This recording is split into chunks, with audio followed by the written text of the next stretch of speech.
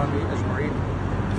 आज 9 तारीख़ है और कल 10 तारीख़ को हमारी बगदाद शरीफ से दिल्ली के लिए रवानगी है और इस वक्त हम सरकार गौसे आज़म रज़ियल्लाहु ताला अन्हु की बारगाह के बिल्कुल करीब रोड पर खड़े हुए हैं। हमारी गाड़ी तैयार है होटल जाने के लिए और हम आखिरी सलाम सरकार की बारगाह में पेश करके आए हैं, विदाई लेकर आए हैं।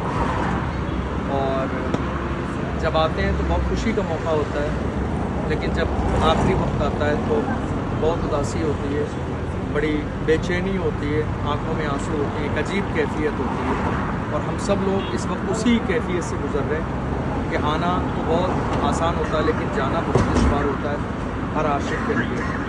लेकिन जाना तो है ही, क्योंकि एक वक्त मुकर्रर है। हमने जितने हमारे अहबाब ने सलाम के लिए गुजारिश की, सबका सलाम पेश किया है, सरकार कबूल फरमाएँ और सबके लिए दुआएं की हैं।